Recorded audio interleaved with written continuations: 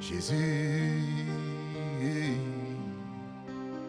béni soit ton nom. Jésus, ô merveilleux don. Jésus, suprême rançon. Jésus, je t'aimerai pour toujours. Alléluia. Peu importe ce que je vis, peu importe ce que les gens disent, ils peuvent critiquer, calomnier. Avec Jésus, c'est pour la vie.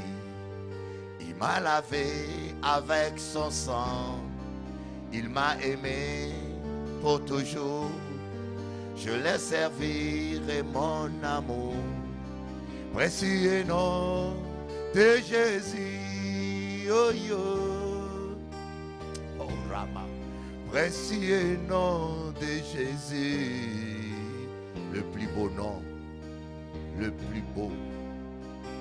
Oh, nous t'adorons. Jésus, béni soit ton nom. Jésus, ô merveilleux don. Jésus, Shamaya Kabasha, suprême rançon. Jésus, sois adoré pour toujours. Oh Yahweh, Zambena Mawa. Kanisa ngai mwana na yo, naponi obanda bo mwana. Obateli nga mingi, nakosalela yo Jésus. Bolingo na ngai ya motema, Nzambe na ngai ya bolingo, nakoki kobosana yo te. Bolingo na ngai Yesu. Oh, l'amour de ma vie, c'est Jésus. Tu as tellement fait dans ma vie, Seigneur. Aucune femme n'égale ta beauté. Aucun homme n'égale ta beauté, Seigneur. Voilà pourquoi je ne puis te laisser pour les plaisirs de ce monde. Quelles que soient les épreuves que je traverse, quel que soit ce qui se passe dans ma vie, je sais une seule chose, que ton plan pour ma vie s'accomplira. Je sais une seule chose, que je suis un champion qui va gagner le combat. Quelle que soit la tournure des événements, je sais que je suis un champion et que mes ennemis viendront un jour, s'agenouilleront et vont confesser que mon Dieu est le véritable Dieu. Oh Rama Shabababa. Ne baisse pas tes mains, ne baisse pas tes mains. Continue à croire comme Samson. Samson qui était aveuglé. Le diable l'a crevé les yeux. Et le monde a dit c'est fini pour Samson. Mais Samson passait sa journée à broyer les blés. Il tournait en rond à broyer les blés. Le blé c'est le symbole de la parole de Dieu. Il broyait les blés. Il confessait la parole. Je m'en sortirai. Je m'en sortirai. Un jour je m'en sortirai. Jéhovah est mon berger. Je m'en sortirai. Je ne sais pas comment, mais je sais que je m'en sortirai. Je ne sais pas comment, mais je sais ce que je sais. Je m'en sortirai. Je m'en sortirai. Oh Reba Soyo. Dieu jamais n'abandonne ses enfants. Même Jonas, dans le ventre de la baleine, les gens l'ont oublié. Les gens l'ont jeté. On a dit c'est fini. On n'a jamais vu un homme sortir de la ventre de baleine. On n'a jamais vu un homme faire ça. Mais même dans le ventre de la baleine, l'œil de Dieu est sur son enfant. Quelle que soit ta situation, Dieu ne t'a pas oublié. Dis à ton voisin, Dieu ne t'a pas oublié.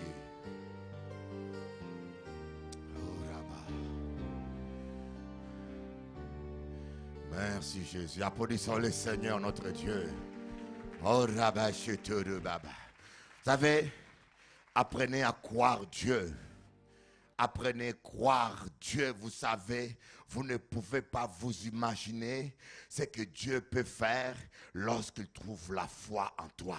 Il peut descendre dans les profondeurs de la mer, attraper la baleine, l'ouvrir la bouche et lui dire: crache mon enfant, parce qu'il a crié vers moi. Toi baleine, je t'ordonne, crache-le. Je ne sais pas quelle est cette baleine qui t'a avalé, mais ce matin, il va te cracher. Dis à ton voisin, il a craché où? Oh, il a craché où? Oh my God, oh my God. Je m'attendrai toujours à l'Éternel. L'histoire de Samson, c'est l'une des histoires qui est la plus impressionnante. Des fois, je m'assois. Et vous savez, des fois, on traverse des circonstances, des moments difficiles dans la vie. Je sais qu'il y en a plein qui le traversent. Avec ces temps difficiles qu'on vit, on vit un temps tellement difficile que le couple ne tienne plus. Même un homme qui est gentil, le plus gentil, brusquement un jour il change. Même une femme la plus gentille, la plus fidèle. Des fois, vous ne comprenez pas comment ces gens-là changent. Voyez, une femme peut être fidèle, elle t'aime réellement, mais elle va au travail. Mais parce qu'il y a un collègue qui l'a trouvée aussi belle pour lui, elle la salue avec ses mains simplement, elle l'envoûte. J'ai déjà prié pour une femme qui a été envoûtée simplement avec un bonjour.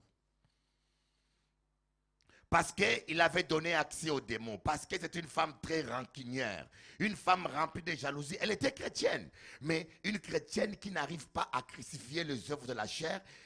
Malgré ses prières, elle vivait dans la jalousie. Et elle est allée au travail. Un monsieur l'a trouvée très belle. Une femme mariée. Le monsieur a mis du parfum dans ses mains. Et il a salué cette dame. Et depuis ces jours, cette dame-là est devenue possédée par un esprit de charme. Et tous les jours, cette femme pensait à cet homme. Il pensait à cet homme sans savoir pourquoi. Il pensait à cette femme, à cet homme. Mais c'était une femme, l'une des femmes les plus éduquées, les plus sérieuses. Parce que je la connaissais. Ce n'était pas une femme de ce genre d'éducation, mais elle ne comprenait pas pourquoi elle ne dormait pas sans avoir pensé à cet homme. Et un jour, elle va m'avouer, me dit, mais Bishop Eli, cet homme-là venait au travail. Il pouvait être à 1000 mètres, à 2 kilomètres de mon travail. Je sentais déjà son parfum. C'était un charme qui était dû à un parfum. On est à l'abri de rien. Ne méprise pas ta voisine si elle est tombée dans l'adultère. Tu ne sais pas qu'est-ce qui s'est passé pour qu'elle soit tombée là-dedans. Parce qu'il y en a plein qui tombent dans le péché, pas normalement, c'est par l'envoûtement. Faites attention. On vit dans un monde où les démons pullulent. Les démons pullulent partout et veulent tout détruire. Et nous devons être au pied du Seigneur. La meilleure protection, c'est d'abord la sainteté. C'est ça la meilleure protection. Vivre dans la sainteté, mes amis. Tu peux prier tous les jours comme tu veux. Tu peux prier 24 heures sur 24. Ou même, je ne sais pas quel bishop puisse t'imposer les mains. Mais rien ne peut remplacer la sainteté dans ta vie. Et voilà pourquoi je condamne beaucoup de prédicateurs aujourd'hui qui mentent aux gens, qui vous font croire que c'est parce que lui t'impose les mains que tes problèmes sont résolus. L'imposition de main n'est qu'une aide ponctuelle. Mais c'est quand tu vas donner la place centrale à Jésus et que tu feras de Jésus ton berger, que tu vas obéir à Jésus et pas à tes émotions, et pas à tes sentiments, et pas à ta chair. mais au Saint-Esprit. Quand il va dire Saint-Esprit, c'est toi le berger, c'est toi le directeur. Je n'écoute plus mes sentiments, je n'obéis plus à ma chair, mais j'obéis à toi. Et c'est alors que tu pourras expérimenter que le bonheur et la grâce t'accompagneront tous les jours de ta vie. Applaudissons le Seigneur Jésus.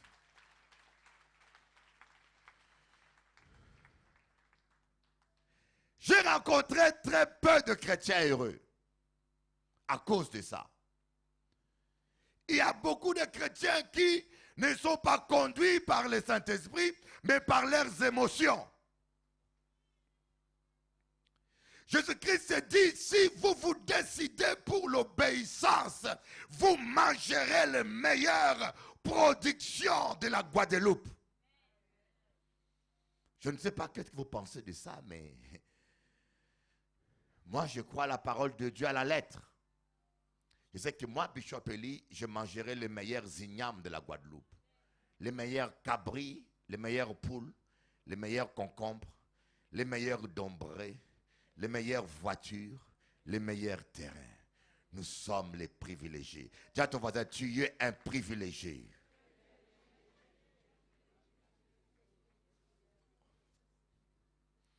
Je ne sais pas comment ça va arriver. Yoka dit, mais moi je suis au chômage. Comment cela va arriver? Je n'ai pas étudié, je n'ai pas de métier.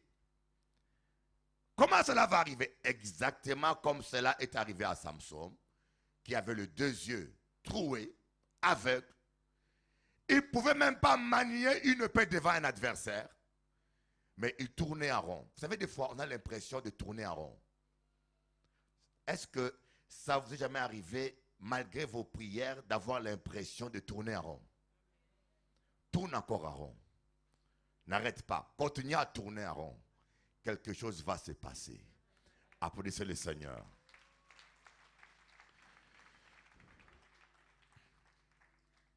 Résister au péché. C'est quoi le péché? Le péché, c'est le fait de ne pas faire la volonté de Dieu. Le péché, c'est le fait de ne pas respecter la volonté de Dieu. Et il y a différentes formes de péché. Aujourd'hui, il y a des péchés qu'on appelle des péchés tolérables. Il y a des péchés primaires. Comment je dis péché primaire, c'est des péchés visibles à l'œil nu. Quand quelqu'un prend une verre de bouteille, te lance au visage, tout le monde voit, ah! Regardez ce que nous l'a fait, soi-disant chrétien. Ou quand quelqu'un t'insulte à haute voix, tout le monde voit, ah, mais c'est méchant qui a insulté. Mais par contre, il y a des péchés cachés, mais qui ne sont pas visibles à l'œil nu. Mais la personne les garde en lui. Il ne fait pas scandale, mais il n'est pas aussi mieux que celui qui le fait. Dans son cœur, il maudit, il insulte, il déteste. Par contre, il y a d'autres péchés qui sont des péchés saints. Pas saints avec T à la fin. Saint avec S. Parce qu'il y a sainteté et il y a saint. Donc de péchés que quelqu'un peut avoir. Même en lui-même, il ne voit même pas le mal. Personne ne voit le mal en lui. Et lui-même ne voit même pas de mal. Des péchés inodores et incolores. Parmi ces péchés, il y a les soupçons. Et je vous dis, c'est incroyable le nombre de gens qui vivent avec les soupçons en eux.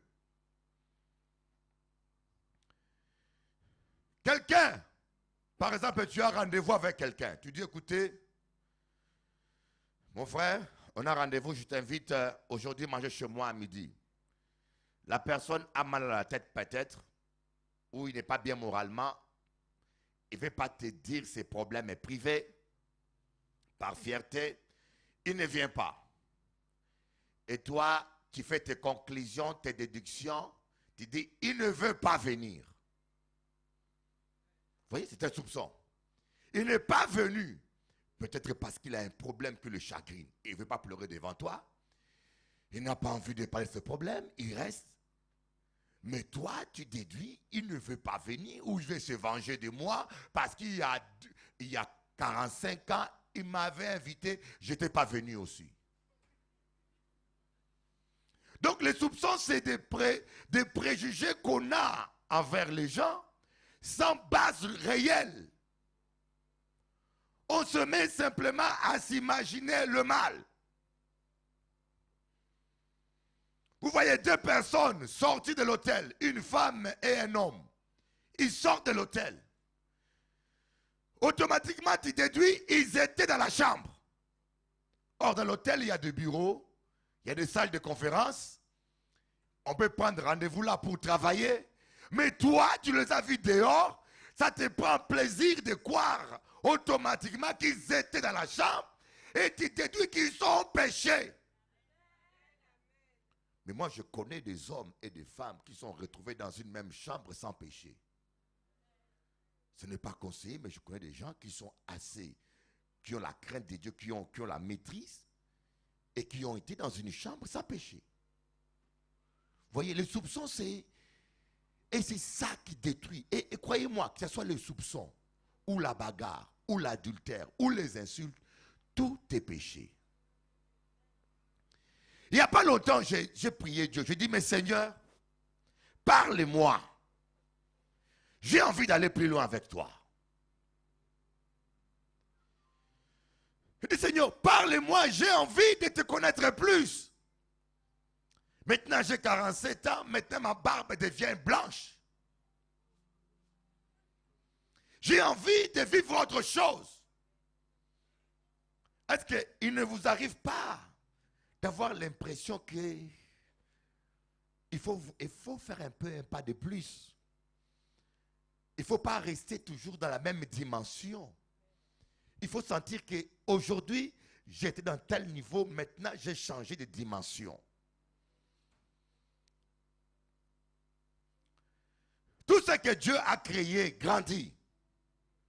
Et Dieu désire que tu puisses grandir dans la connaissance, dans l'amour, croître en sagesse, en stature et en intelligence. Je dis, mais Seigneur, je vais grandir spirituellement. Et je priais pour cela, j'ai soupiré. Et la nuit, le Seigneur est venu me parler. Il m'a dit, tu pries déjà assez. Tu pries déjà assez. Mais ce que je vais, travaille encore plus ta sainteté. J'ai trouvé ça bizarre. J'ai dit, mais Seigneur, je ne pêche pas, je ne vole pas. Il me dit, non, rapproche-toi plus de moi dans la sainteté. Et c'est comme ça que je commençais à fouiller en moi-même, à lire la parole, que ce message est venu. Mes frères, vous avez la gloire de Dieu en vous. J'aimerais que vous compreniez que ce n'est pas de la poésie que nous faisons. Ce n'est pas des belles paroles. Vous savez, des poètes des fois disent des belles paroles pour les rendre agréables. Mais la parole de Dieu n'est pas que de la poésie, mais c'est une vérité absolue. Le Dieu créateur du ciel et de la terre habite littéralement en toi.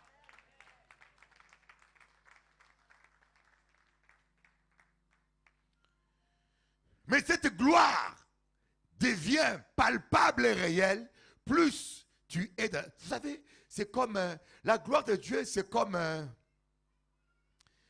trésor qu'on a mis dans une vitrine. Quand la vitrine est sale, le trésor ne se voit pas. Et plus tu nettoies la vitrine, plus on commence à admirer ce qu'il y a à l'intérieur. Vous êtes une vitrine dans laquelle Dieu a mis sa gloire. Et Dieu veut que le monde voie cette gloire. Et plus vous allez vous débarrasser de tout vêtements et souillure, et vous allez voir que cette gloire deviendra palpable. C'est la raison pour laquelle vous pouvez arriver à un niveau où vous êtes tellement transparent, quand le diable te voit, il voit Jésus en personne. Vous savez, moi, il m'est arrivé. J'aimerais retrouver encore ce niveau d'intimité avec Dieu. Il m'est arrivé des moments où, une période, j'étais tellement isolé. C'est-à-dire que je fréquentais personne. J'avais aucune responsabilité. Même m'énerver, je ne m'énervais même pas. Durant cette période-là, même manger à table. Si tu mangeais avec moi à la table, tu avais un demande, tu tombais à la table. Même acheter des cartes. J'allais acheter une carte téléphonique. Une blanche, une païenne. Je vais pour lui payer l'argent. Il se met à trembler. Il ne sait pas pourquoi elle panique. Elle me remet et la carte et tout mon argent. J'ai vécu des choses. Je vais voir une dame. Je frappe à la porte de sa porte. Son enfant, qui est un enfant de 4 ans, il ouvre la porte. Il me voit. Il dit, maman, Jésus est à la porte. Alléluia. C'est ce que Dieu veut, que tu puisses vivre sur terre. Et quand tu atteins ces niveaux-là, tu ne vas même pas prier pour que tes liens tombent. Tes liens vont tomber d'eux-mêmes, comme les chaînes dans les mains de Samson. Applaudissons juste. Et je vous dis, si chaque chrétien ici atteint ce niveau-là, chaque chrétien ici peut gagner au moins 10 à 20 personnes.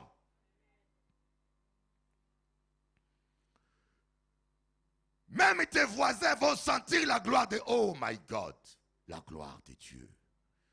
Oh, que Dieu nous aide. Et voilà pourquoi le diable ne veut pas que vous preniez conscience de ce que vous êtes, de ce que Dieu a mis en vous. Voilà pourquoi le diable ne dort pas si tu ne pêches pas.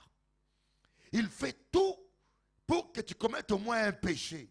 Et surtout, il fait tout pour que tu ne puisses pas t'en rendre compte, que tu ne puisses pas le confesser. Et là, il sait que tu peux prier. Vous savez, il y a une relation inséparable entre le péché et la prière. C'est comme une voiture et l'essence. Quand le réservoir est troué, tu peux faire le plein, ça ne sert à rien. L'essence sort par le trou du réservoir. Tu peux passer 2 heures à faire le plein, 5 heures à faire le plein, mais l'essence coule sous la voiture. Les gens qui ont de péché dans leur vie et qui ne le délaissent pas, tu peux passer 1 heure d'adoration, on peut prier pour toi, mais tu es en train d'adorer, mais l'onction rentre, mais ça sort.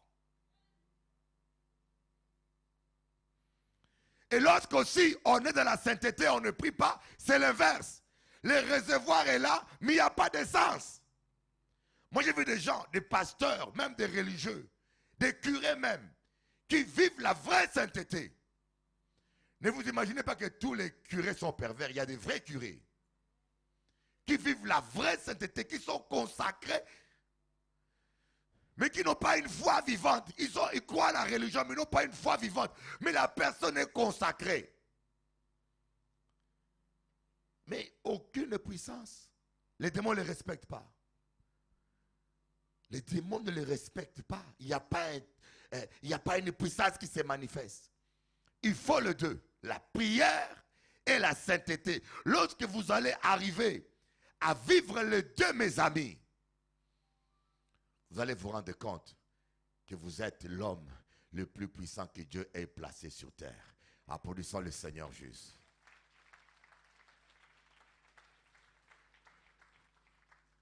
Voilà pourquoi, dans cette génération perverse, vous allez voir peu de pasteurs attaquer le péché.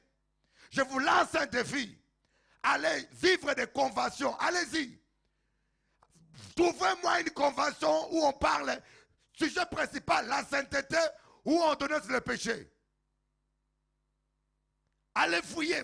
Voyez tous les panneaux comme dans les rues. Même sur Internet, vous trouverez rarement des conventions qui sont contre le péché. On vous parlera de la puissance, de la prospérité, du miracle, de tout sauf de l'essentiel, le péché. C'est dans le péché que le diable arrive à bloquer nos vies. Amen. Ouvrons nos Bibles dans Chroniques. Rappelle-moi encore, Ronald, c'est Chroniques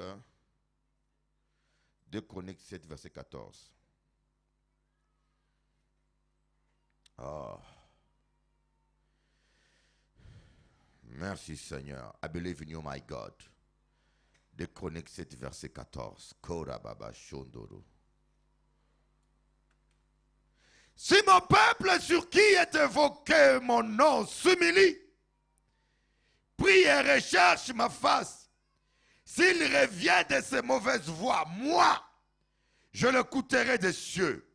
Je lui pardonnerai son péché et je guérirai sa jambe. Et je guérirai ses yeux. Et je guérirai son couple. Et je guérirai son pays. Et je guérirai son cœur. Et je guérirai son cancer. Applaudissez un peu ce Dieu qui ne ment pas. Ah, il y en a qui sont fatigués. Hein? Vous voulez qu'on attaque plus le péché, qu'on change de sujet? Alléluia. C'est mon peuple sur qui? Mes frères, déclarer une guerre contre le péché. Il est temps que tu prennes l'engagement de dire, je déclare une guerre contre le péché. Si tu aimes Dieu, l'amour de Dieu consiste à garder ce commandement. Chanter les cantiques, tout le monde peut le faire. Même les musulmans chantent des cantiques. Venir au temple, les catholiques vont au temple, les bouddhistes vont au temple, tout le monde va au temple. Et les païens vont aussi dans leur temple, les boîtes de nuit. Chacun a son temple. Mais changer de cœur, commencer à pardonner à ses ennemis, arrêter de faire des cancans, arrêter de médire, commencer à bénir, commencer à pardonner réellement du fond du cœur. Et là, c'est là où on voit qui est enfant de Dieu et qui ne l'est pas. Applaudissons le Seigneur Jésus.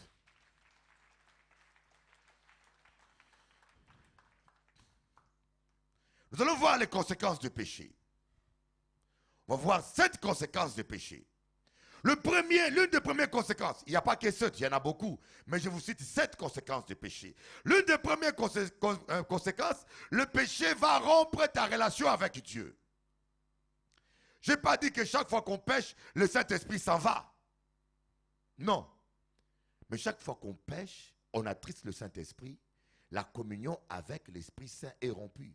Il est là en nous, mais il n'y a plus de communion. Amen. J'ai eu un problème avec un site chrétien parce qu'il y a une doctrine diabolique que je dénonce, que les Américains vont inventer. Tous les vices sont inventés par les Américains.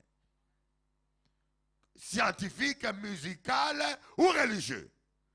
Et il y a des peuples de la terre qui sont bornés, complexés devant l'Amérique.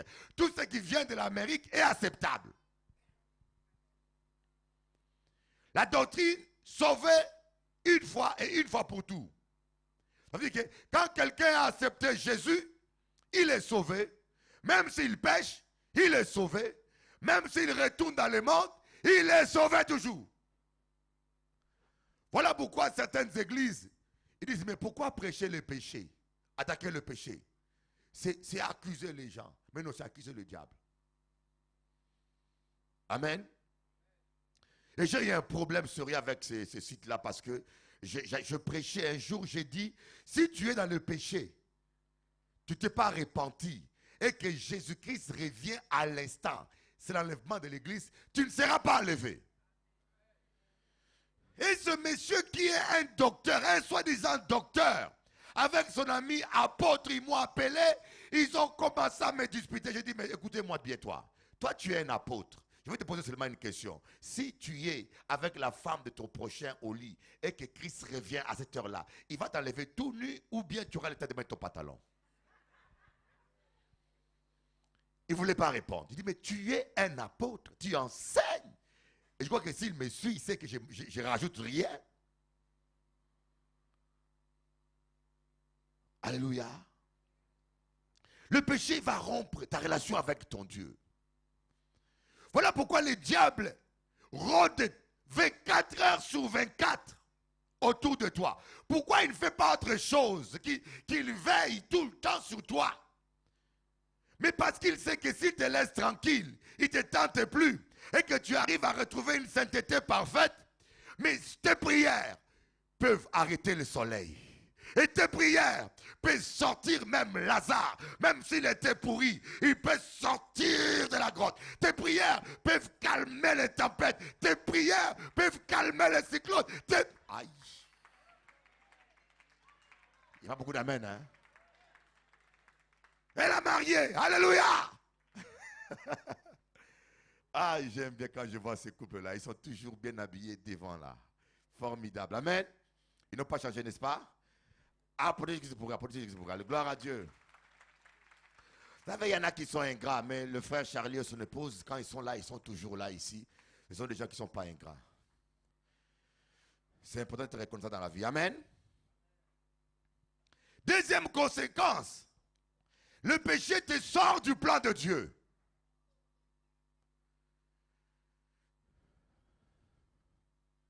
Adam et Ève devaient vivre dans le jardin d'Éden. Mais lorsqu'ils ont péché, on les a chassés du jardin d'Éden. Oh mes amis, la Bible dit que Dieu a un plan merveilleux. Qu'on ne vous mente pas mes amis. Qu'on ne vous dise pas que le péché est sans conséquence. Les péchés ont des conséquences. Il est le même, hier, aujourd'hui, éternellement. Je peux vous démontrer, Adam et Ève étaient pardonnés, mais ils ne sont pas restés dans le jardin. Il y avait une conséquence. Dieu les a pardonnés. Il a tué un animal. Il les a fait des habits en peau de bête. Donc Dieu a fait un sacrifice. Mais ils ne sont pas restés dans le jardin. Parce que la justice de Dieu doit s'accomplir. Ne vous imaginez pas que vous allez pécher. Comme un pasteur disait, le sang de Christ a coulé pour mes péchés passés, pour mes péchés présents et pour mes péchés à venir. Donc c'est déjà programmé qu'ils soient à venir là-bas. Quand vous péchez, même si vous péchez demain et vous vous repentez, je peux te confirmer, Dieu te pardonnera. Mais il y a des choses que tu es en train de perdre sans les savoir. Dis à ton voisin, tu as intérêt à ne pas pécher. Et dis-le avec autorité, tu as intérêt à ne pas pécher. Tu es une femme célibataire, garde ton corps de la sainteté. Et moi, je suis fier, hein. Moi, je suis fier. À ACRJC ici, la plupart des filles qui ont grandi dans mon église, je dis bien, pas celles qui sont arrivées, mais celles qui ont connu Dieu ici à 15 ans, à 13 ans, et qui ont grandi ici jusqu'à 22 ans, 23 ans, 25 ans, quand elles se marient vierges.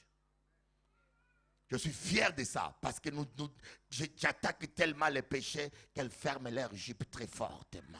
Applaudissez! Oh my God! Il n'y a pas beaucoup d'amen, hein? Même les hommes. J'ai eu un homme qui s'est marié à 42 ans. 42 ans, hein? Tu le connais toi. Sans jamais avoir fait une bêtise. Il a grandi là où on donnait des coups. Toi, tu le connais aussi. On donnait des coups de marteau sur le péché. Amen. Garde ton corps de la propreté, ma soeur. Même quand il fait chaud, va plonger dans l'eau de la plage, nage un peu, ça va détendre les idées. Mais calme-toi au nom de Jésus.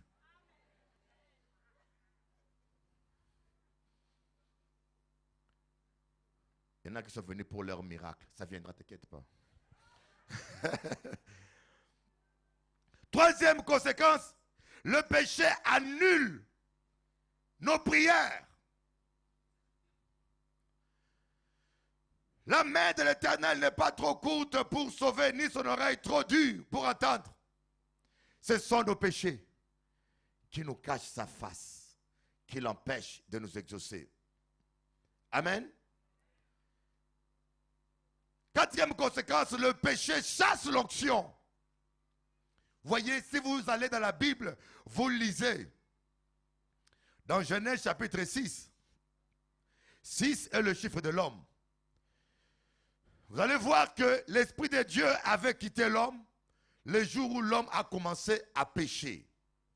Il n'y a rien de pire que le péché sexuel. Je dis bien, le péché sexuel, c'est pire. Et c'est là où le diable est en train de détruire beaucoup de ministères puissants. C'est là où le diable a égaré Samson. C'est là où le diable a eu Salomon. C'est au travers du péché sexuel. Et dans Genèse chapitre 6, la Bible dit que les fils de l'homme ont vu que les fils de Dieu ont vu que les filles des hommes étaient belles. Et c'est parmi elles qu'ils sont allés chercher leurs femmes. Il y a des chrétiens qui aiment tellement de belles femmes. des femmes en forme, d'une certaine couleur, des peaux chapées, des peaux d'étain, des peaux éclairées, des chabines, je ne sais pas quelles, des négresses. Il y en a qui ont leur fantasme dans leur tête. Et puis ils ne marchent pas d'après l'Esprit de Dieu, ils marchent d'après leur fantasme. Seigneur, donne-moi une femme qui mesure 1,50 m et qui pèse 50 kilos.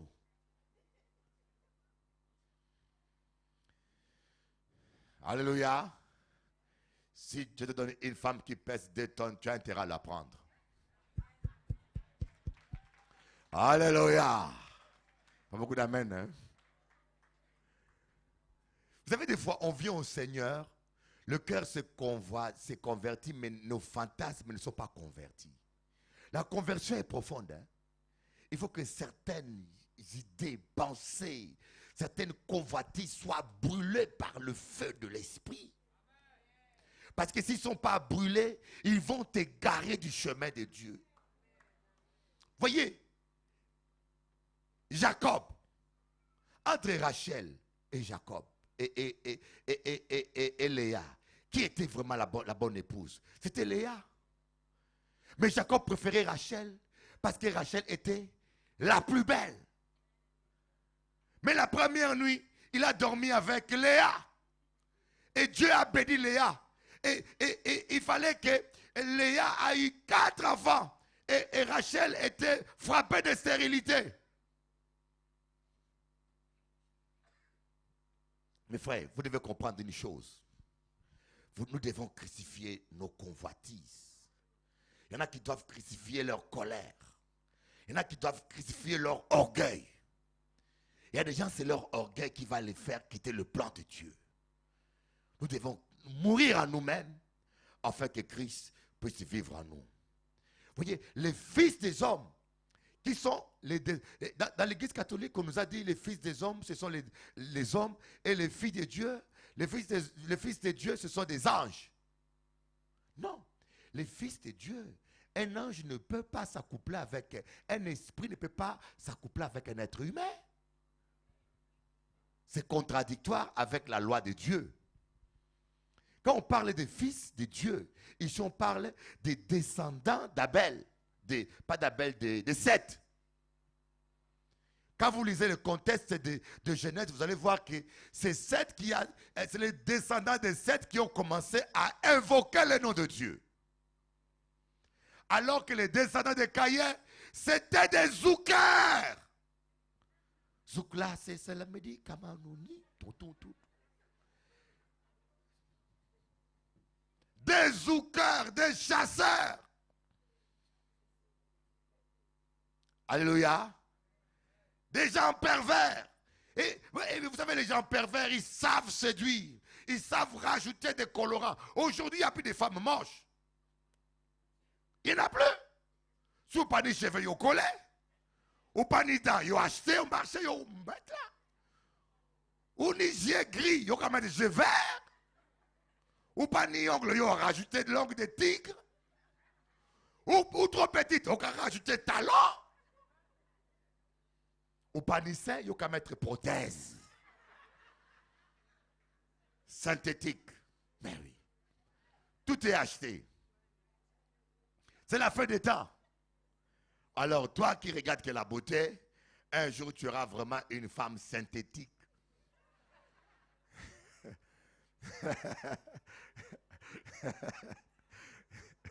Alléluia.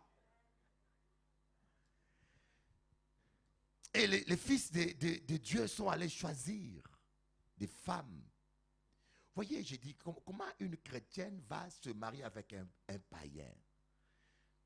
Je suis allé à la Réunion, j'ai dit, même à Paris, je leur ai dit, écoutez, moi, s'il fallait se marier parce qu'on a vu une belle femme, je voyage à Saint-Domingue, à Colombie, partout, j'en ai vu. Et j'en ai vu de toutes les couleurs. Ce n'est pas la beauté. Un chrétien se marie avec une femme ou un homme parce qu'il cherche un partenaire pour servir Dieu. On se marie pour servir Dieu ensemble, prier ensemble, lire la Bible ensemble. Applaudissez le Seigneur. Toi, tu vas prendre un vieux païen, il aura mené, il aura dit, il aura changé. L'autre que tu vas lire ta Bible, il va se fâcher. Qu'est-ce qu'on fait là? Ou j'ai fait Colombo? Capitaine Colombo, j'ai mort. Alléluia. Pas beaucoup d'amen, hein? Et le péché annule les promesses de Dieu. Dis à ton voisin, le péché annule les promesses de Dieu.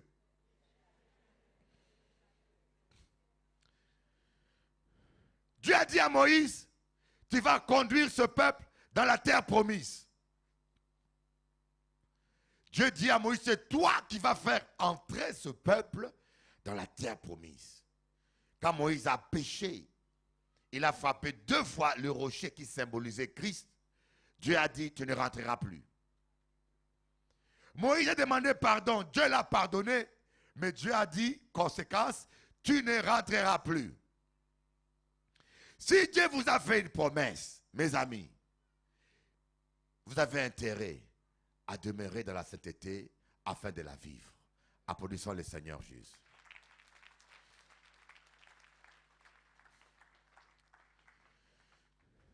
C'est la parole de Dieu. Si Dieu vous a fait une promesse, c'est la raison pour laquelle, quand le diable a tout fait pour que Joseph puisse désobéir, et quand le diable voyait que Joseph tenait bon, malgré les épreuves, malgré la prison, malgré l'esclavage, malgré tout, le diable a envoyé Madame Potiphar. Et je crois que, je ne sais pas, Pasteur Pierrot, est-ce que toi tu aurais pu résister à Madame Potiphar?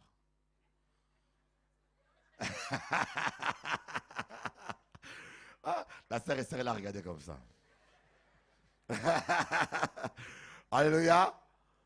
Ah, vous savez, de fond, Joseph a pris la fuite. Les hommes sont là. Il y a tentation, tentation. Hein? Il y a tentation et tentation. Et puis, Madame Potiphar, normalement, était la femme du patron. Il n'aurait même plus. Normalement, Joseph devait obéir d'après la loi. Parce que l'esclave était propriétaire du patron ou de la patronne. Il y a même des maîtres qui abusaient de leurs esclaves femmes. Que ce soit aux Antilles ou en Amérique. L'esclavage, c'était la chose la plus horrible qui n'a jamais existé sur Terre. Horrible. Le jour où moi j'ai vu le film Kunta Kinte, Racine, sur l'esclavage, je vous dis, j'ai pleuré. Je pleurais. Ce film m'a fait pleurer parce que c'était tellement inimaginable. Et cela montre jusqu'à quel niveau où la méchanceté de l'homme peut aller. La cruauté de l'homme. Mais Joseph n'a pas trouvé d'excuse. Dis à ton voisin, il n'y a pas d'excuse pour toi. Mamie Chabine, pas d'excuse pour les autres. Il n'y a pas d'excuse pour pécher. Oh, Bishop Eli, ça fait 1 an que je suis seul. C'était plus fort que moi. Ce n'est jamais plus fort que toi, menteur. Dieu ne permettra pas que vous soyez tentés au-delà de votre force. Applaudissez un peu le Seigneur Jésus.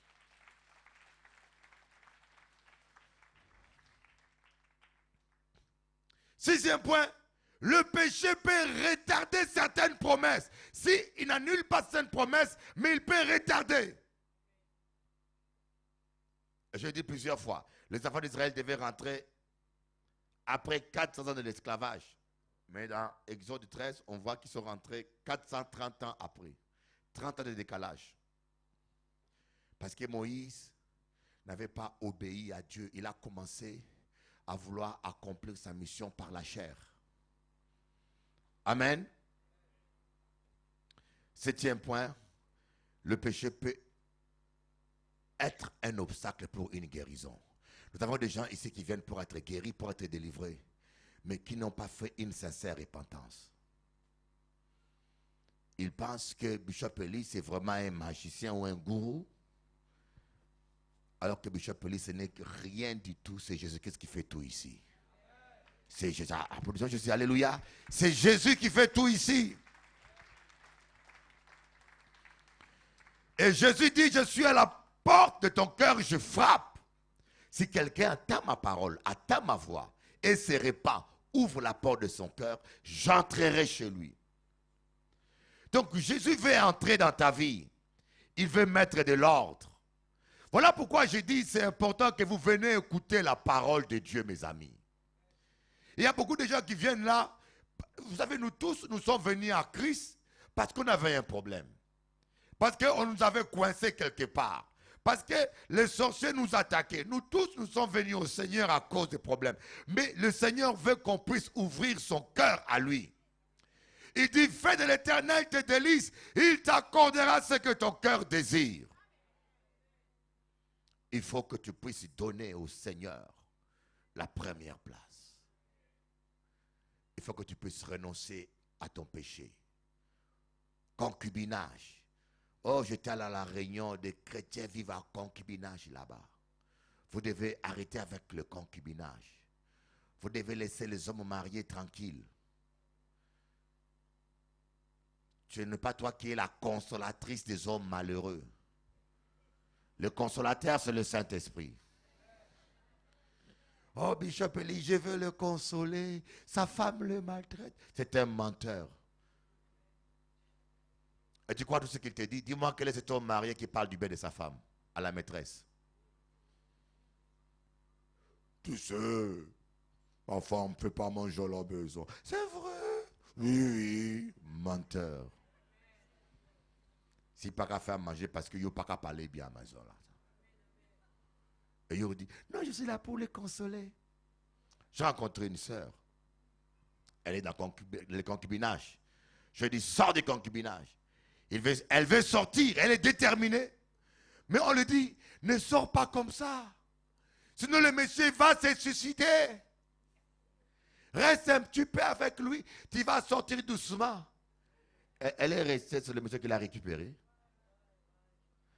Moi je lui dis, elle sort, laisse-le se suicider, il va se rater. Ne tombez pas dans le piège de la pitié. Alléluia. Si je le laisse comme ça, il va se pendre. Mais s'il est destiné à l'enfer, il va se pendre sur ton problème. Toi, sauve ton âme. Dis à ton voisin, sauve ton âme.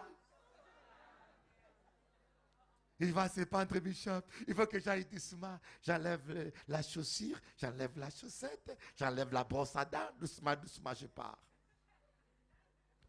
On va te manger cru avant que tu aies le temps d'enlever tes pieds là-dedans. Si tu attends sa voix, n'endurcis pas ton cœur. Applaudissons le Seigneur, le roi des rois. Alléluia. Voyez, ce sont des choses qu'aujourd'hui on n'attend plus. Ce sont des prédications qui sont plus aimées.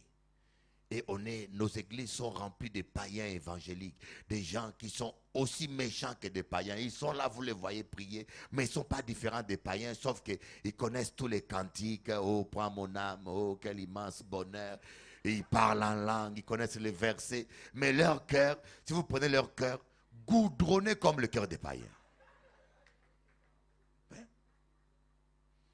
On dit, Dieu regarde au cœur. Comment est ton cœur? On se lève pour prier, pour dire, Seigneur, change nos cœurs.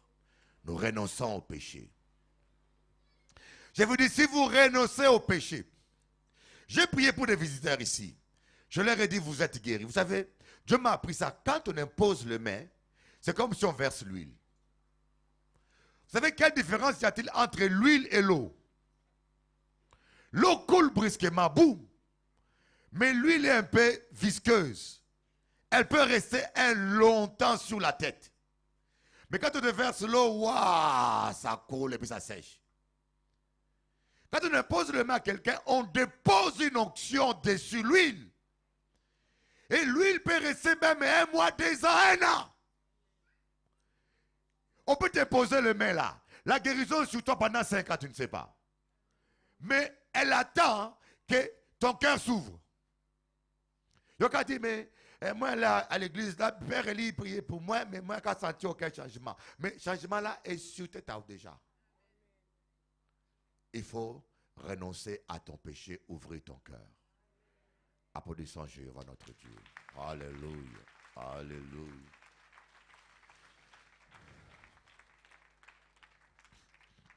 Ce soir, nous allons faire une... Je ne sais pas, mais je voulais faire un culte de délivrance, de guérison, de miracles. Mais je sens que le Saint-Esprit veut faire les choses en ordre. On doit tous se réconcilier avec Dieu.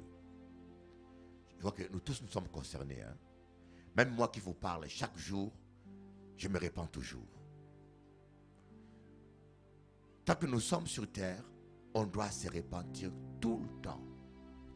On dit, si nous péchons, le sang du Christ est là pour nous purifier de tout péché. Si quelqu'un te dit qu'il ne pêche plus d'une manière ou d'une autre, c'est un menteur. Il nous arrive de penser mal de quelqu'un sans raison, ou de dire un mot de travers. Nous tous, ça nous arrive. Mais il faut tout le temps réclamer le sang de Jésus-Christ. Et ce soir, c'est ce que nous allons faire. Ce matin. Et ce soir, nous allons faire un culte spécial, onction d'huile. Il y aura un message de 15 minutes. Mais on va imposer le main à chaque personne. Vous allez voir vous-même comment la gloire de Dieu va se manifester. Mais la première chose, on doit ouvrir nos cœurs. Ça ne sert à rien quand le cœur est fermé, on met l'huile. Ça ne rentrera pas. Normalement, là où l'onction entre, les démons prennent la fuite. Ils ne peuvent pas résister. Je vous dis, si votre cœur s'ouvre sincèrement, je vous impose le main ce soir, je vous dis, vous allez voir des fois, on n'aura même pas fait la délivrance. Vous allez vous rendre compte qu'au bout de quelques temps, il n'est plus là. C'est comme le frère Joël, il est technicien là-bas, il est là. Il peut lever sa main, il est là. Ce jeune homme-là, quand on priait pour lui, c'est terrible. Il dormait par terre, il ne se relevait plus. On faisait 4 heures par terre. Il fallait être sec pour le maintenir. Hein? Parce qu'il bougeait partout dans la salle. Mais un jour, tout seul, il s'est mis en face de Dieu. Et tout est parti. Fermons nos yeux pour dire, Seigneur, je viens à toi. Tel que je suis, je viens à toi. Je suis allé vers des hommes et j'ai été déçu. Je couris derrière les hommes. Je reçus que déception. J'ai compris qu'aucun pasteur ne peut faire ce que le Saint-Esprit peut faire pour moi. Aucun prophète, personne ne peut remplacer le Saint-Esprit. Je vais te dire aujourd'hui, Seigneur, je renonce à toute forme de péché, conscient ou inconscient. Je renonce. Seigneur, je renonce à toute forme de méchanceté. Ce matin, je t'ai dit, Jésus, change mon cœur. Change complètement mon cœur. Donne-moi un cœur qui t'aime. Donne-moi un cœur qui peut te servir. Donne-moi un cœur qui sait pardonner à mes ennemis. Donne-moi, mets la haine du péché en moi, papa. C'est toi qui changes la vie. Mets la haine du péché en moi, Jésus. Koriabasoyo baba shakamaba yondoro kabayata. Sondoro mana yakababa yokotoro baba yakaba shende. Koriandama yoto koro baba sheke bebe yondoro sakamana. Gloriandara baba yoto koro baba shakara baba shendere bebe. Hallelujah. Glorianda baba yoto koro baba shana. Koriandara baba shendere bebe yoto koro baba shatara baba yoto koro.